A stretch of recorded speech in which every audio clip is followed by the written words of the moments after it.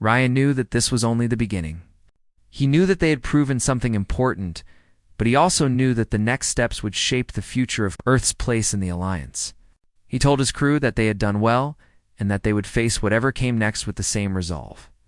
The small ship waited in the quiet region as the council debated what they had witnessed, and Ryan Cole sat in his chair. Knowing that the galaxy would never look at humans the same way, again, Ryan Cole waited for the message. From the council after the test, and the silence made the moment feel heavier, but he stayed calm because he knew the Alliance did not expect humans to pass the trial with such ease. Nina Ward adjusted the control screens while Eric Hale scanned the ship for damage, and Maria Lawson checked the external sensors to see if any Alliance ships were moving closer. The ship had survived the test, but the crew felt the pressure of what would follow because the test had not only been a trial, but also a statement about how the Council viewed Earth. Ryan knew that the next conversation with the Council would shape the future of human relations across the galaxy, and he prepared himself for any challenge that might come. A soft chime sounded, and a message from Commander Liala appeared on the screen. She looked less doubtful than before, but her tone still held caution as she asked Ryan and his team to return to the council chamber at once. Ryan thanked her and instructed his crew to maintain the ship at alert level 2 while he led a small group back. Maria said she would monitor any changes from the Alliance ships. Eric reminded Ryan that some delegates would likely feel threatened by what they had witnessed. Ryan agreed and said that transparency and calm words were more important now than ever. The transport beam carried Ryan and 3 crew members back to the crystalline chamber. When the light faded, the delegates were already gathered, and their eyes followed him with sharper interest than before. Some looked impressed but tried not to show it. Some looked uneasy. A few looked angry, as if the human success had disturbed a balance they preferred to keep. Ryan walked toward the center with steady steps. He did not rush, and he did not show pride. He simply stood with the calm confidence he had learned over years of command. Ambassador. Joran rose from his seat, and the chamber quieted. His voice carried across the room as he said that the council had reviewed the results and had confirmed that the human ship had completed the trial with full marks. He said that the trial was designed to challenge vessels that operated in coordinated groups, and that no single ship from any known empire had passed the simulation in the last 10 years. The delegates murmured, and the sound echoed slightly in the chamber. Joran raised his hand to quiet them and then asked Ryan how the human ship had managed to adapt so quickly. Ryan answered with simple, honest words. He said that the ship used adaptive power systems that shifted functions based on real-time needs. He said that humans built the vessel with the idea that versatility could replace numbers in most scenarios. He said that Earth believed in efficiency because Earth understood that the galaxy held forces far greater than them, and that humans had to find ways to survive without matching large empires ship for ship. Some delegates nodded as if they understood. Others looked unconvinced. A representative from the Kether Dominion rose. His name was Arvon, and he spoke with sharp words. He asked if Ryan expected the council to believe that a single small world had developed technology equal to or greater than the nations that had existed for millennia. Ryan did not react with anger. He said that he did not ask them to believe in superiority. He only asked them to believe the truth. He said Earth had developed the ship because humans did not have the luxury of building large fleets. They had to innovate. He said humans had learned through their own history that necessity forced creativity. Arvin narrowed his eyes and asked if Earth tended to use such technology to threaten the balance of power. Ryan firmly answered no. He said that Earth desired cooperation, not conquest. He said that the ship was a tool for exploration and defense, not domination. He said that he had come to this summit to show respect and not to demand anything. The room grew quiet because some delegates had not expected such a direct answer. Ambassador. Leora from the Syrian Union spoke next. Her voice was softer and more thoughtful. She said that she believed Earth's intentions seemed peaceful, but she warned that great power always brought fear. She asked how Earth planned to earn trust. Ryan said that trust came from actions, not words.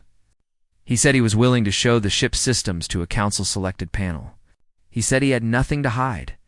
His offer surprised the delegates. This level of openness was unusual. Joran raised his brow and asked if Ryan understood that revealing technology could carry risk. Ryan said that mutual trust began with willingness to be seen. The chamber entered a debate. Some agreed with Ryan's offer and said that transparency could ease tension. Others said that accepting the offer might expose them to hidden traps. Joran finally signaled for silence and said that the council would consider Ryan's proposal, but he said that the council also needed to understand why Earth had believed. One ship was enough for such an important gathering. Ryan looked around the room and took a moment before answering. He said that humans believed strength was not measured by numbers alone. He said that a single well-built and well-guided vessel carried more meaning than 100 ships without purpose. He said humans believed that unity gave strength, that their crew worked as one because each member trusted the other without doubt. He said that Earth sent one ship because Earth believed that representation was not about size, but about sincerity. His words carried a calm weight, and even the delegates who doubted humans felt something shift inside themselves as they listened. Joran paused, and then asked a question that many in the chamber wanted to know. He asked if Earth had more ships like the one it sent. Ryan answered with full honesty. He said that Earth had prototypes, but none fully complete. He said that the ship they brought was the first fully realized vessel of its kind. He said that humans hoped to learn from this summit and refine their designs. Some delegates appeared relieved. Some looked disappointed. The fear of a hidden fleet faded, though. Concerns remained. A signal echoed through the chamber to mark the midday break, but Joran asked Ryan to remain while the delegates stepped out. Ryan stood with his team and waited. Maria whispered that she felt tension in the air. Nina said that the council was divided. Eric said they should expect more tests. Ryan said that they would answer every challenge with truth, because truth was the strongest tool they had. When the delegates returned, Joran announced that the council had made a decision. They would accept Ryan's offer of transparency. A panel of specialists would inspect the human ship. Ryan agreed without hesitation. He said his crew would prepare the ship at once.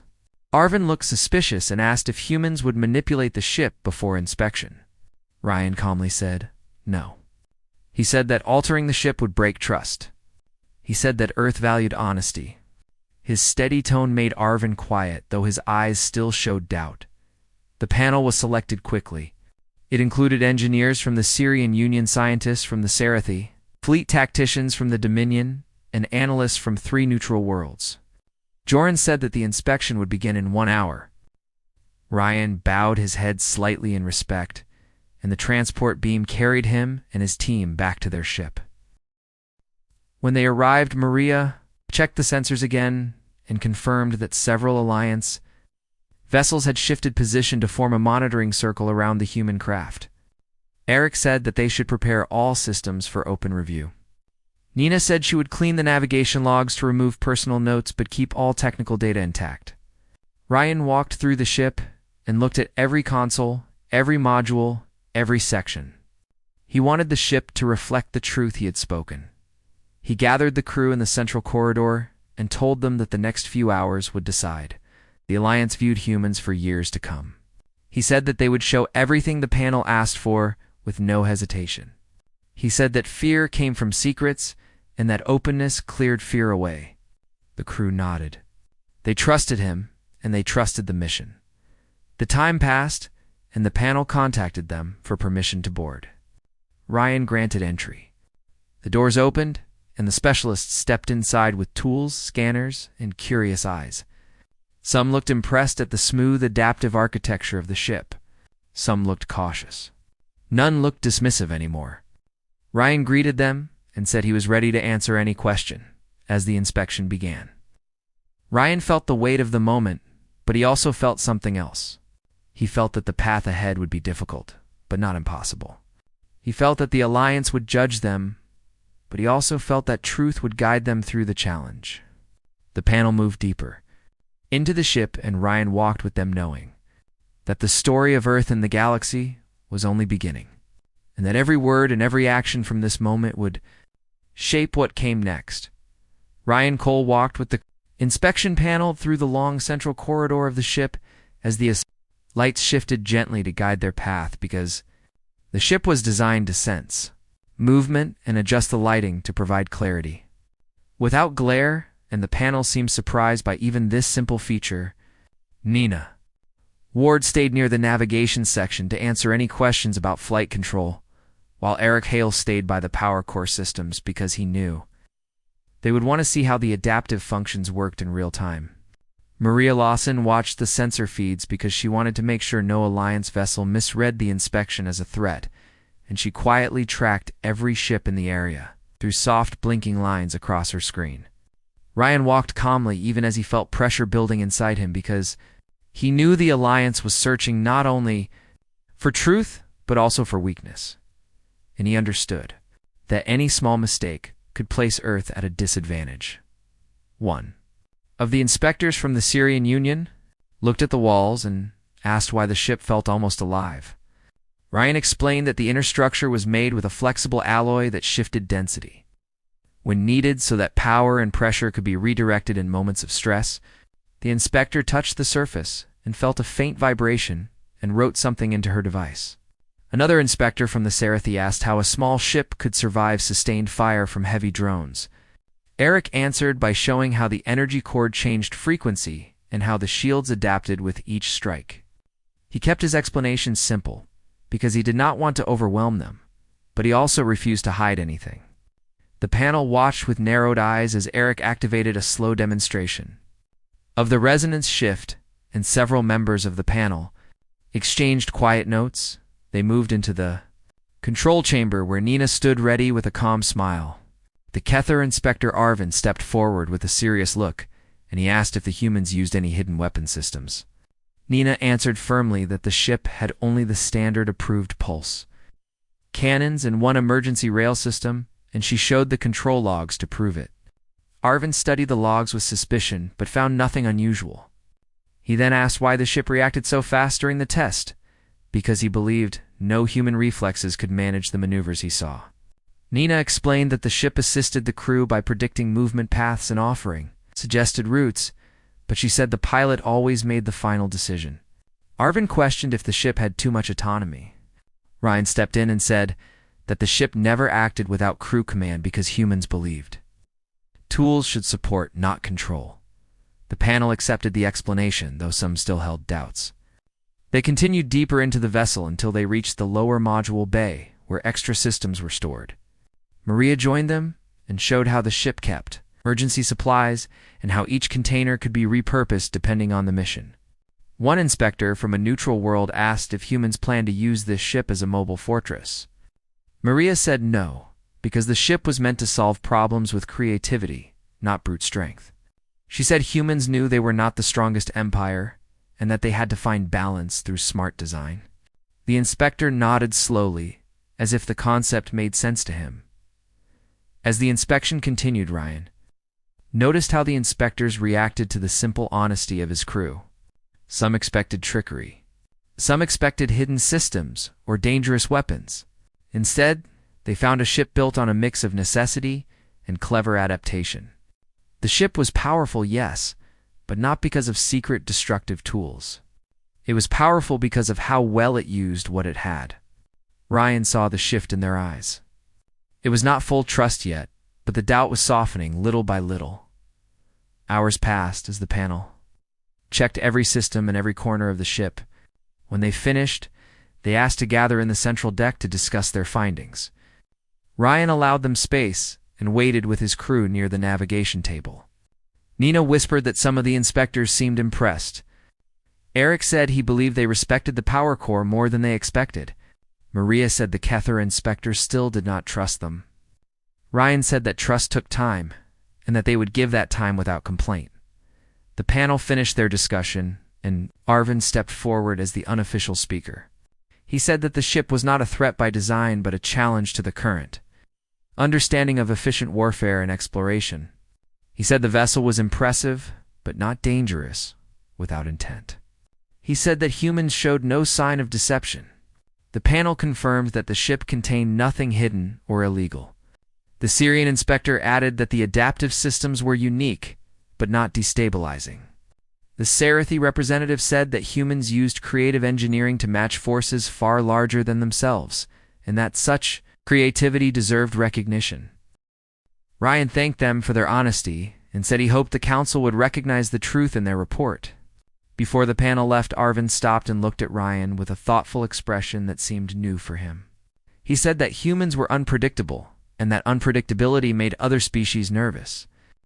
Ryan nodded and said humans understood that. Arvin then said that unpredictability could also bring new ideas. He left without another word. Ryan took the comment as a sign of progress. After the panel returned to the council chamber, Ryan and his team waited for the next message because the council needed time to read the full inspection results. The quiet in the ship felt different now. It was not the tense silence of earlier, but a waiting silence that held possibilities. Nina sat near the main screen and gently tapped her fingers in a slow rhythm. Eric reviewed power cycles again, even though nothing needed adjustment because he wanted to be ready for anything. Maria watched the Alliance fleets and noted that several ships had shifted position in a way that suggested curiosity rather than caution. When the message arrived, Ryan opened it at once. Commander Liala appeared, and her tone was far softer than before. She said that the council had accepted the inspection results and that the delegates now believed the humans had no hidden agenda. She invited Ryan to return for the final discussion. Ryan thanked her and gathered his team. He reminded them to stay calm, even if the council reacted strongly. They stepped into the transport. Beeman returned to the crystalline chamber. When they arrived, Joran stood with several other delegates, including Arvon and Leora. The chamber fell quiet as Ryan approached the center. Joran said that the council now understood the human ship and that the test had proven the humans were capable even if small in number. He said that Earth showed potential, and that potential could be valuable or dangerous, depending on how it was used. Ryan said that Earth intended to use its potential to build cooperation. He said humans entered the galaxy not for conquest, but for connection. Joran listened with a calm expression that held no hostility. Leora stepped forward and said that the council wished to know more about Earth's future goals. She said they understood the ship, but they now wanted to understand the people behind it. Ryan explained that Earth wished to expand peaceful exploration. He said humans wanted to learn from other cultures and share ideas. He said humans knew they were new and small, but they also knew they could grow with time and guidance. Leora nodded with approval. Arvin then asked a harder question. He asked if humans would build a fleet of such adaptive ships. Ryan answered honestly and said yes one day, but not for dominance. He said Earth wanted protection, not power. He said that humans learned long ago that strength without purpose led to destruction, and he said they wished to avoid such a path. Arvin studied him for a long moment, then nodded slightly as if accepting his answer. The council entered a long, quiet discussion among themselves while Ryan waited. The silence stretched, but he stayed steady. His crew stood beside him without speaking. They knew this was the turning point. When the discussion ended, Joran raised his hand for attention and said the council had reached a decision. He said they accepted Earth as a developing but valuable member of the Alliance. He said they respected the honesty shown by Ryan and his crew. He said humans would be monitored but welcomed. Ryan felt a deep breath escape from him, a breath he did not realize he had held. He thanked the council and promised to act with integrity. The delegates stepped back as the chamber lights softened. Ryan turned to his team and saw relief in their eyes. Maria smiled for the first time since the test. Eric let out a quiet sigh. Nina whispered that Earth had done it, as the transport beam carried them back to the ship. Ryan looked up at the chamber one last time. He knew the journey was far from over. This moment was not the end, but the beginning. The galaxy now watched Earth with new eyes, and Earth had earned a place among the stars, not through force, but through truth, resilience, and unity. When Ryan stepped onto his ship again, he felt ready for whatever came. Next, Ryan Cole returned to the ship with his crew after the council accepted Earth as a developing member of the Alliance, and the soft glow of the transport faded around them as they stepped back onto the familiar floor of Their vessel, in the moment, felt both heavy and hopeful, because, even though they had passed many challenges, they all understood that the Alliance was still unsure about humans. Nina Ward checked the navigation surface out of habit even though she knew the ship was safe for the moment, while Eric Hale inspected the power core, and Maria Lawson observed the fleet outside through the sensor array, and none of them spoke for the first few moments because the reality of what had happened still needed time to settle. Ryan looked around the deck and let a slow, calm breath leave him, and he told his crew that they had done well, but he also said that the real work would begin now, because being accepted did not mean being trusted, and trust always required time and patience.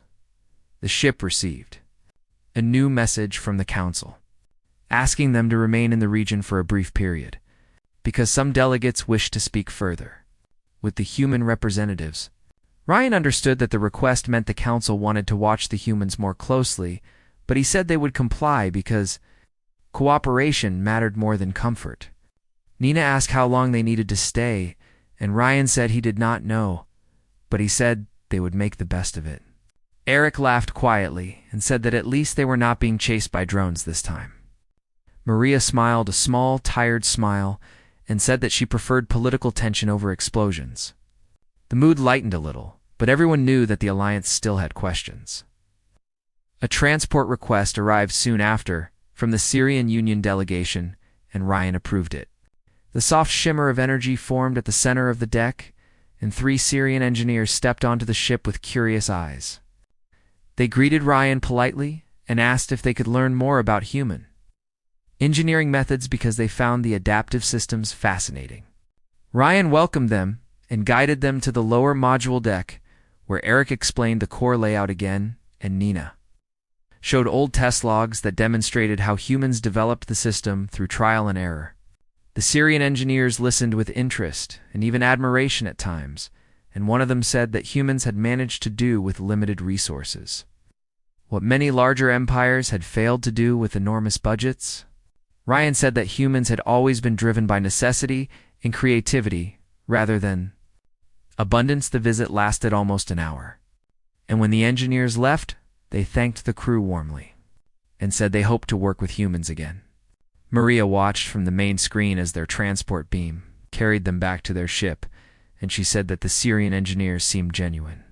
Ryan agreed and said that allies often began with curiosity.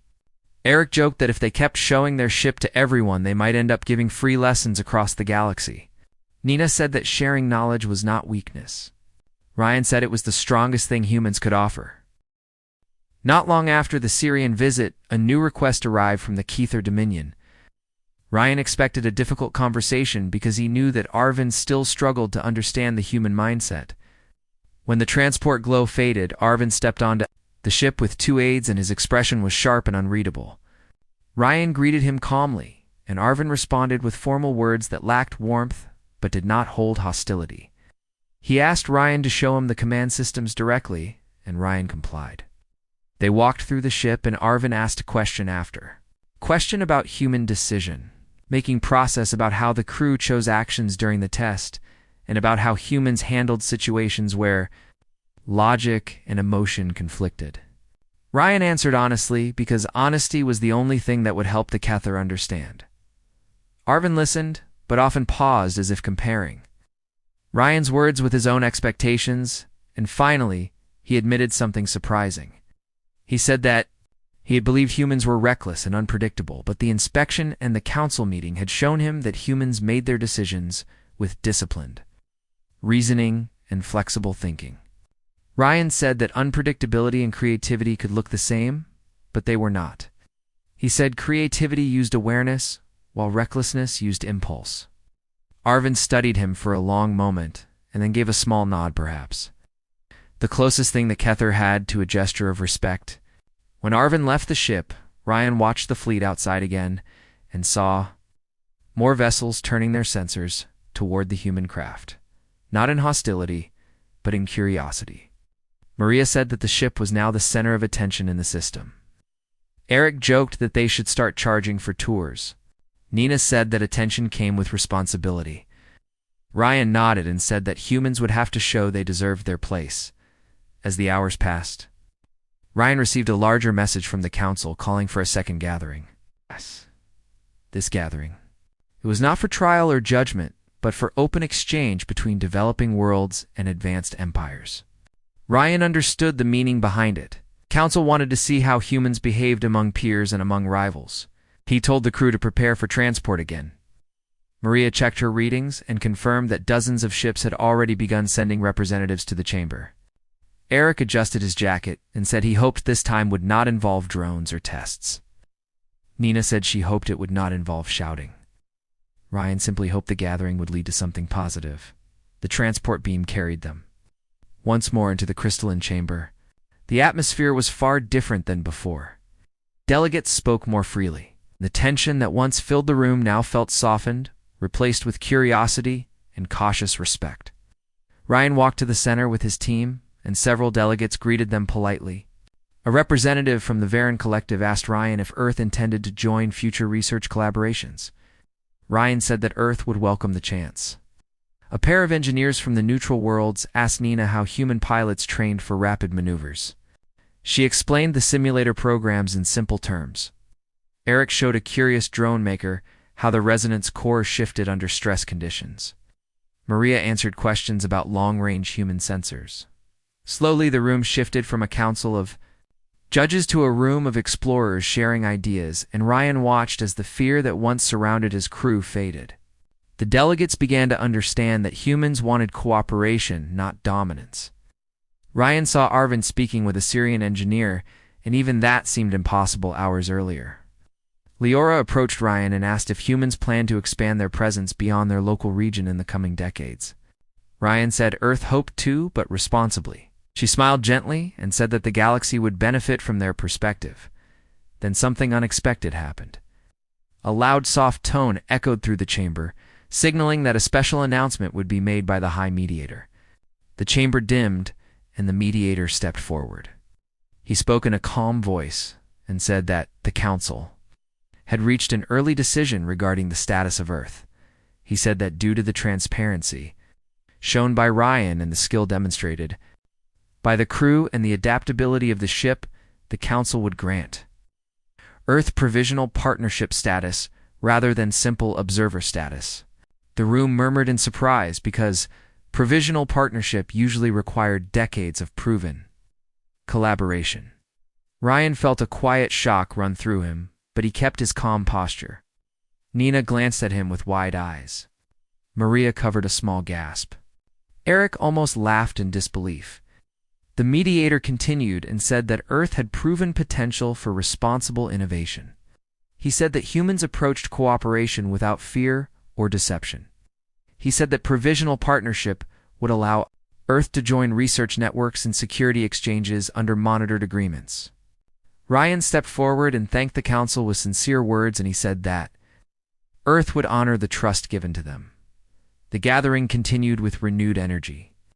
Delegates came to congratulate Ryan and his crew, and others asked more questions about Earth and human history. Ryan answered as many as he could with simple, honest words. He saw curiosity turning into respect, and he realized that this moment marked a turning point not only for him, but for all of humanity. The ship that once looked small and insignificant beside the Alliance fleets now represented something much larger. When the gathering ended, Ryan and his crew returned to their ship and sat together in the central deck in the quiet that followed the excitement. Nina said that humans had come farther than anyone expected. Eric said that provisional partnership was almost impossible to earn so quickly. Maria said that she felt proud in a way she could barely describe. Ryan looked at them and said that they deserved every part of it because they had faced every challenge with honesty, courage, and unity. He walked toward the viewing window and looked at the stars outside, and he knew that Earth had taken its first real step into the galaxy, and that everything would change from this point forward. But he also knew that the journey ahead would still hold trials, dangers, and choices that would test them again. Yet for the first time he felt not only readiness, but confidence. Because humans had shown what they were capable of, and the galaxy had finally begun to see it. Captain Ryan stood on the bridge of the human ship and looked out at the many Alliance vessels that waited in silence, and every member of his crew felt the weight of the moment because they all knew that what happened today would shape the future of every world in the Dominion, and maybe even the future of Earth itself, and the air around them felt heavy and still, as if the ship itself understood that the long path they had walked was reaching a point where every choice mattered more than anything they had done before. And Nina watched the sensor screens, and Eric checked the systems while Maria stood near the navigation panel with calm focus, and every one of them felt strangely steady because the Council had asked for one final demonstration of human intent, not strength, not weapons, but intent. And they understood that this moment was not about showing power or technology, but about showing the heart behind them. And the Council delegates waited inside the great chamber, in the center of the command station, where crystal walls curved toward a glowing ceiling, and inside that chamber, the races of the Dominion gathered in tense silence because they had seen the human ship fight the simulation and win with skill and speed, but they still did not understand why humans believed one ship was enough, and they feared the unknown as much as they doubted it. And the door opened as Ryan entered with slow steps, carrying only a small holocase in his hand, and the delegates turned to him, waiting for an explanation, or a warning, or something that made sense of the strange fearless behavior humans had shown from the start. And Ryan stopped at the center of the glowing floor and looked around and spoke with steady, simple words because he knew there was no need for anything grand or complex. And he said that humans sent one ship because they believed one was enough when the people inside it stood together and trusted each other. And he said that Earth fought many battles in its own past and survived because unity meant more than numbers. And he opened the hollow case and revealed a small glowing sphere that showed images of Earth, seas, mountains, cities, deserts, forests, and ordinary people living ordinary lives, because he wanted them to understand that humans did not come with pride or arrogance, but with hope and a wish to stand with the rest of the galaxy. And after a long, quiet pause, the delegates asked why the ship behaved like a fleet. And Ryan told them that the ship was made so one crew could protect many, and it was not meant to intimidate, but meant to prevent war before it began, and to give peace a chance even when the galaxy felt unstable. And some delegates doubted him, but others felt something shift inside them as they looked at the images of Earth in the calm way Ryan spoke, and Liala from the Scifi stepped forward and said that she believed humans did not come to dominate but to belong, and her words carried weight because she had been one of the strongest skeptics before the test, and now she felt that her doubt changed into something like respect.